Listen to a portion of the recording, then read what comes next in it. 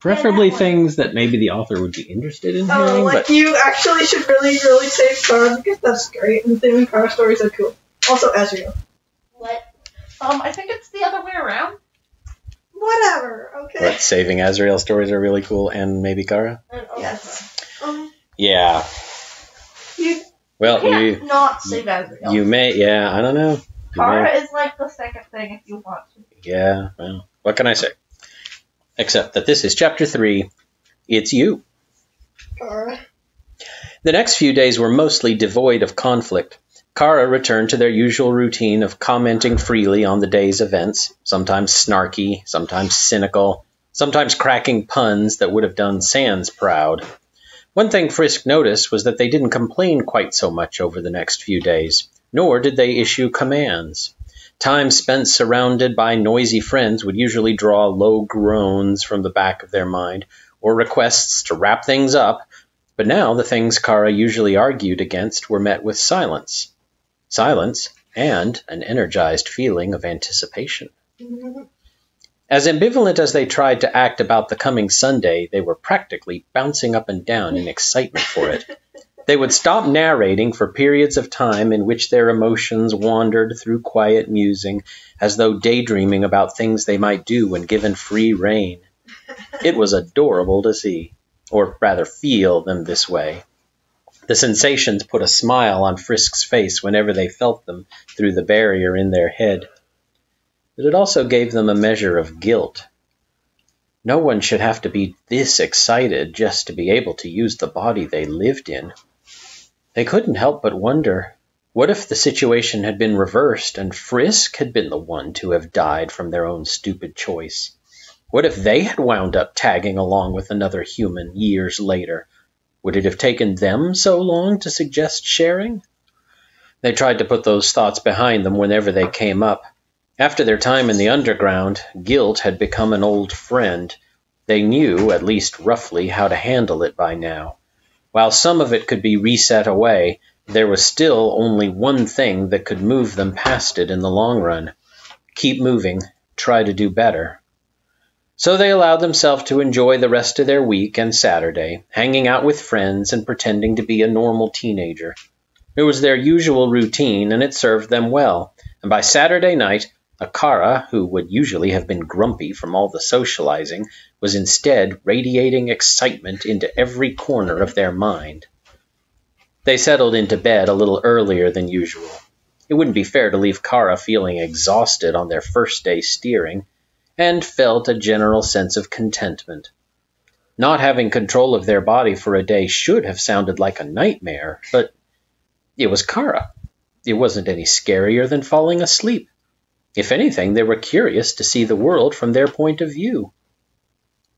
"It's all yours tomorrow," Frisk said in their head, rolling comfortably to their side. "Excited?" Kara didn't answer right away, but their emotions were tangible. Bright, vivid excitement with streaks of nervousness. Neither came through in their voice. "Yes." "Thank you." "You deserve it," Frisk said earnestly. They really wanted to ease that guilt and keep them focused on the positive. "You're a hero, Kara. I could never have saved anyone in the underground without you. I definitely couldn't have saved Azrael." Their emotions took on a different shade at the mention of Azrael. Frisk kicked himself. They should know better than that. They both had a lot of powerful emotions centered around the Prince of Monsters, but Kara's were almost overwhelming. Their love was burning. Their guilt was smothering. They were going to say something else to distract them, but Kara beat them to it. Their tone was surprisingly soft, letting a little more emotion through than usual. Affection. "Good night, Frisk. I'll see you tomorrow." "Night, Kara." They again drifted off, filled with hope, feeling nothing but nervous butterflies from Kara. Azrael. Why did Frisk have to mention Azrael? Though they felt hope radiating from Frisk, as it always did, they were suddenly having a hard time feeling it for themselves. The soulless didn't deserve it. Chara refused to get out of bed the next morning. When Frisk came to in the morning, it was with a panicked presence in their head, causing them to bolt upright with pounding heart and fists clenching their bedsheets. It took a moment to realize that all was well. No energy spears or mini-robots were attacking them. No psychotic demon flowers were cackling at them for foolishly thinking it was safe to sleep. All there was Chara. Chara holed up in the back of their mind and trying desperately to wall off the anxiety they were flooding their shared mind with. Chara, what's wrong? Nothing. Everything. Frisk, I changed my mind. You steer today. I don't want to. Frisk blinked tiredly, wiping the sleep from their eyes with a baffled expression. What are you talking about? You've been looking forward to this all week. I was. Their voice was forced, sounding like it would have been half caught in their throat if they had been speaking out loud. I was. But thinking about stretching my legs or enjoying the sunlight is different from actually going downstairs, facing Mom, going outside, having to talk to any monster or human who wants to talk to you because they think that I'm you, when I can't actually be you, when I am dead and can't just pretend to be alive. Frisk was completely dumbfounded. Chara never rambled like this. Their tone was always so forceful, so commanding. They had never heard this kind of anxiety in their voice, not even back in the underground, where sudden, violent death was always a few poor decisions away. They were still tired from getting up and felt like crying, not even certain whether it was their own reaction to Chara's distress or the result of that distress bleeding over to them. Taking a deep, shaky breath, they closed their eyes, willing their thoughts to be as forceful as they could. Chara, calm down! The voice stopped rambling out their fears and anxieties, but they didn't calm. Their emotions were still raging like a bonfire. Listen, Frisk went on more gently. You know everyone that I know as well as I do. Some of them you know better than me. You can talk to them just fine. You don't understand. Can you help me understand? 'Cause you're having a meltdown over something that you really wanted yesterday. I just can't, Frisk. I said no. I'm turning down your gift. That is the end. But you've been planning... Stop it! Everything I have ever planned has ended horribly. Just for once in my life, I am deciding to win the game by not playing. Sounds like you're gonna have a horrible time, guys. Frisk was silent and crestfallen before a solemn look crossed their face. Fine. If Chara needed a push to get going, Frisk would roll up their sleeves and shove. They flopped right back into bed. I thought so. They could smell breakfast downstairs, but they refused to get up. Chara didn't speak again, but Frisk could sense a flash of irritation from them. Sunday was not going to be another Frisk day, even if they had to lie here counting the bumps on the ceiling until sunset. Frisk! It was Toriel's melodic voice calling from downstairs. She sounded bright and cheery today. Breakfast is ready, dear. Chara's voice returned to their mind with its usual crisp command. Get up. She's going to think that you're sick if you stay in bed. Frisk folded their arms defiantly. It's a Chara day, so that sounds more like a you problem.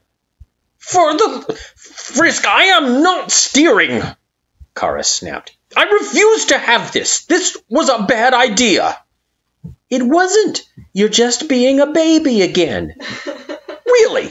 I am being a baby. You're the one refusing to get out of bed out of stubbornness. You say stubbornness. I say determination. Frisk? Toriel's voice had already picked up the dreaded spike of concern. Heavy footsteps could be heard coming up the stairs. Frisk! That frantic, anxious edge was coming back. Frisk, get up already. She's going to be terrified if you won't even talk to her. Yeah, she will, of course, Frisk shot back. She's had her kids just up and die in bed before. Okay, that is not the right thing to say. Kara's spike of emotion was accompanied only by strangled, half-formed words. Frisk winced, kicking themselves thoroughly. Again? They had done it again? Why were they like this? Why were they always winding up being the cruelest to people they cared about? Stubbornness, panic, and most of all guilt flooded through both of their minds, scrunching up their shared face and practically short-circuiting their brain. And so it was that two teenagers in one body were lying flat on their back in bed, staring up at the ceiling and involuntarily making radically conflicting facial expressions when Toriel burst through the door. Frisk, my child, are you all right?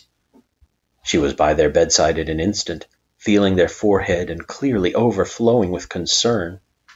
Her hand was so warm and gentle, and yet shaky at the same time. Please, talk to me. How are you feeling? Is there anything that you need? I'll call the doctor. I am fine, Mom. Frisk's own voice stunned them coming out of their mouth. They had never heard it like this before, hearing it loud and clear, but not having willed it to speak. They felt themselves sit back up in bed, stretching as though just having come awake. Toriel let out a sigh of relief, followed by a nervous chuckle. Oh, of course. I'm sorry, Frisk. Just the nature of a fussy old woman at work. Unless you are feeling ill at all? If so, merely speak, and I will... Frisk's body suddenly leaned forward, hugging the old boss monster tightly. She breathed out in surprise, but was quick to return the embrace. I said that I was fine, said Kara. Their voice was muffled in the hug and strained by a peculiar tightness. Frisk wasn't sure they had words for the emotions that they were sensing from within. I just didn't feel like getting out of bed this morning. The embrace lasted for what felt like a while longer before Kara finally pulled away, leaving a bemused and still very much concerned Toriel. Well, it is a Sunday. If you are feeling that way, I would be remiss not to give you your space. Would you like me to bring you some breakfast upstairs? Still choked by some emotion, Kara spoke again. No, I will come down shortly. It's a nice day, and I don't want to spend it in my room. They hesitated before a smile spread out over their face. Thank you, Mom. Anything for you, dear? She stood up with a warm smile of her own, eyes slightly watering. She hid her face immediately, masking it by striding to the window and pulling open the curtains to let in beams of radiant sunlight. And you are absolutely right. It is a beautiful day outside. Birds are singing, flowers are blooming. It's the kind of day that should be enjoyed. She turned to face them, a trace of seriousness returning to her expression. But still, if there is anything you wish to talk to me about, anything at all, please do not hesitate. Is this all just because they didn't answer when she called them? And who knows, maybe slightly unusual behavior for Frisk? Or else she's being classic. Sudden deep hugs and... Sounds slightly more formal than usual. I won't. I'm just going to shower and change, and then I'll be down for breakfast. Very well, I will keep it warm for you. Though she still looked unconvinced that nothing was the matter, she still smiled warmly and left the room. Once she was gone, Kara let out a long, deep breath before speaking only in their head. You are a pain in the neck, Frisk. Frisk replied back guiltily. I have my moments. What I said was really nasty, though. I'm sorry. Kara gave a non-committal, You told Snowdrake that no one would ever love him for who he is. I am relatively unscathed. They took a moment to get fully out of bed, moving their body experimentally. They flexed their toes as their feet touched the smooth wooden floor. They pulled their arms close, wrapping them tightly around themselves, as though it were the only way to confirm that they were real. They took a long, deep breath, filling Frisk's lungs and exhaling with the ragged sigh of someone long dead. But maybe that was the kind of guilt that I needed just then. I forgive you. I am your humble servant, Frisk said awkwardly. You don't have to do this if you don't want to. I forgot how emotionally ill-adjusted I am to literally every single thing in my cursed unlife. I wasn't going to say it like that, but sure, why not? Frisk joked. I forgot how crazy you were. They could feel Kara's amusement from both inside of their head and as the ghost of a chuckle escaped their lips. It was so strange to have actual body sensations to go along with Kara's feelings. Strange, but nice. They continued on a little more seriously, trying to sound assuring. But really, Kara, if anything is too much, I can take over again for you, just until you're feeling okay again. Kara didn't answer for a moment, and they could feel them considering the offer. Slowly they shook their head. It felt weird to be interpreting that expression from the inside. Talking to Mom wasn't as bad as I was afraid it would be. It felt like it meant a lot to you. Yeah. In fact, I was kind of thinking it would be nice to talk to Dad again, too. He'd love it if we stopped by. And maybe I could help out in his garden. Yeah, we could garden! Frisk cut off. If they had total control over their face right now, they would have wrinkled their nose. A little bit of the expression might have bled over anyway. Wait, garden? Like in the dirt? With plants? That's what you want to do on your day? You said I could do anything. The words were simple and matter-of-fact, but they sounded accusing. Frisk backed off from the comment as quickly as they could. Of course you can. I'm just surprised, is all. Also, I hate gardening. Well, I hate socializing, so we'll be even, Kara said, roughly split down the middle between irritation and smugness. They seemed to be feeling a little better, and Frisk, for the most part, remained silent as Kara began the same morning routine they had been watching day after day from the back seat of their mind. It was strange, but Kara wasn't yet sure what to think of inhabiting a body again.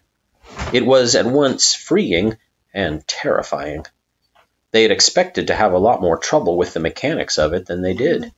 Walking turned out to be just as easy as they remembered it, as did the more delicate acts of taking off clothes and putting new ones on.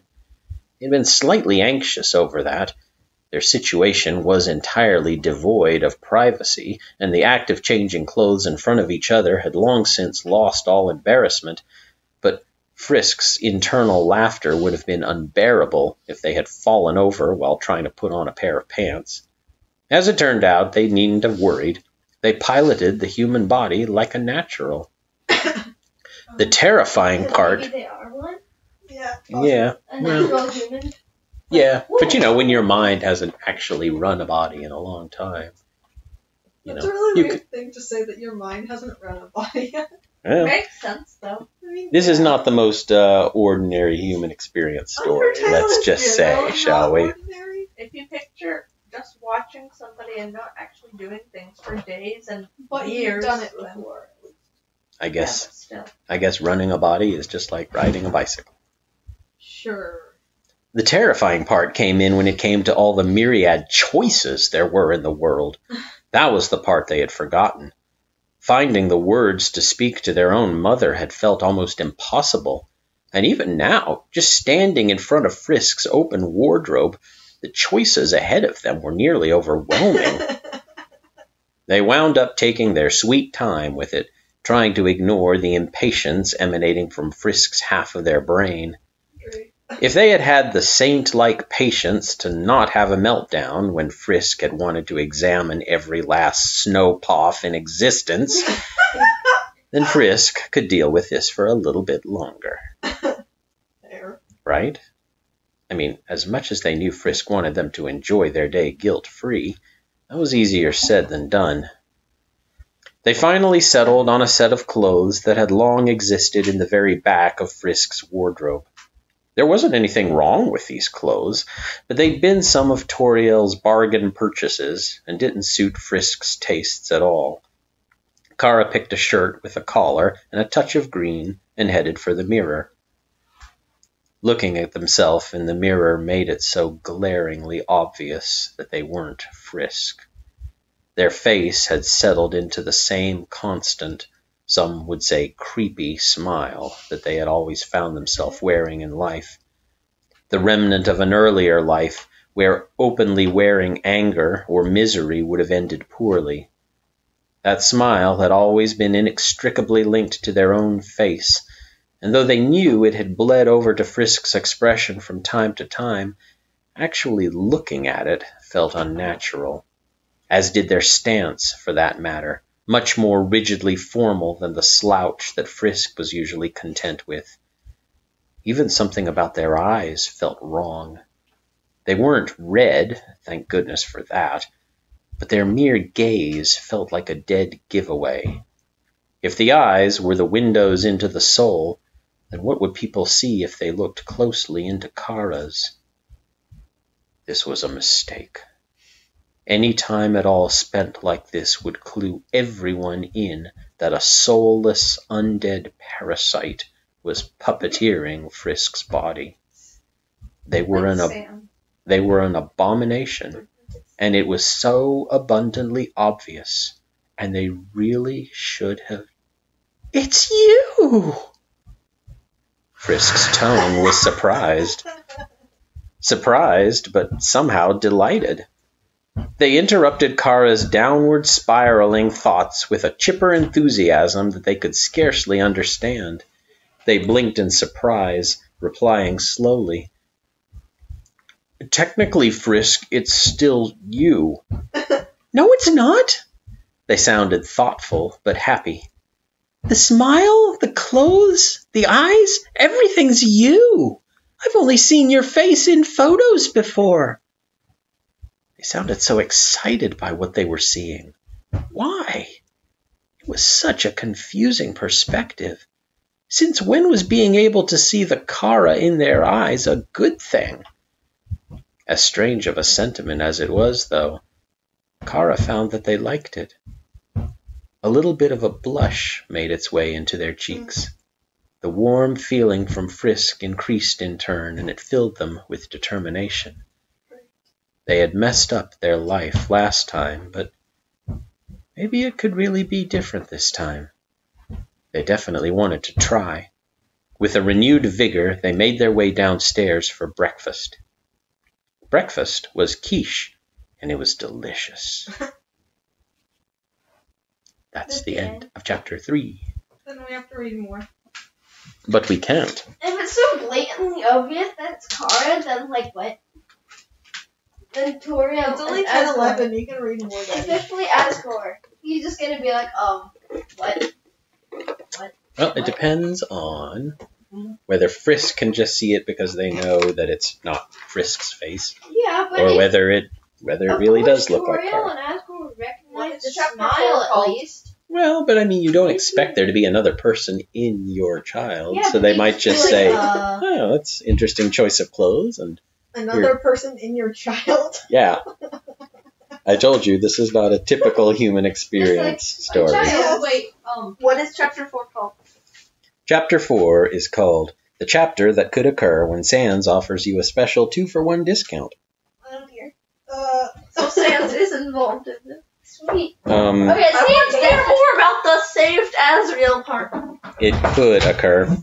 guys, Sans definitely knows. I'm guessing the saved know. Azrael is just the canonical way that pacifist Where did Undertale ends. Azrael go? Back to being Flowey in the underground, I Well, guess. you better save him.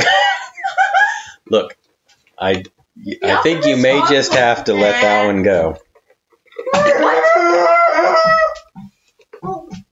You're the one who keeps killing characters. Aren't you glad that Azrael is dead? No. Okay. Yeah. Well, he's not Well, dead. you're the one that hated Kara. I beg your pardon. Wait, what? Remember when you were talking the other day? No, And Jeff, I don't remember. I don't you remember were all anything saying about that Kara was the one causing all the problems, and so if Kara wasn't there wouldn't be a problem. Yeah, no car, no problem. Exactly. You remember that, Daddy? that. I do not remember that. Oh, you don't? Anyway, yes. Anyway, no, Azrael I don't must be remember that. saved. Well, we. Yes, well, I think for purposes of this story, you Sans probably will definitely know. better not worry about that too much. Because that's the Okay, same thing. save him later in the canon. Sans knows like everything, so we'll definitely know. This is the chapter that could occur when Sans offers you a special 2-for-1 Then is discount. there another chapter that is the chapter that actually occurs? When Sans offers you the thing? Well, It's not could have. 2-for-1 discount? that's what it says. What is that? What, 2 people in one body? That's not what a 2-for-1 discount is. Yeah, but it's like. Hey, would you like to have 2 people in one body? Yeah, I'll but give you a it's kind of discount. like 2 That sounds like for a one. No, but American what thing. if they were saying, like, eating somewhere or watching a movie or doing something? It's 2 people for the price of 1. Yeah, That's like I always what guess. Frisk gets. Exactly. And so Sans is offering that because he knows. Well, I don't that's as good a theory as any. Whatever. Maybe that's what it is. And we'll find out next time we read. No! All right, good night. Well, Azrael must be saved. Yeah. He's saving Azrael. That's what we get. That's what we get from this chapter. We love Azrael. We want him to be saved. Okay, sounds like we're going to have to read this chapter again next time because you actually were not paying any attention to I had a thing, but I forgot what it was. it. Well, we'll just pretend that it was insightful and witty. Sure. Insightful and what? Witty? Yeah. Alright, Azrael is needing of saving. Saving and Azrael are needing to happen at the same time. And Azrael should be saved.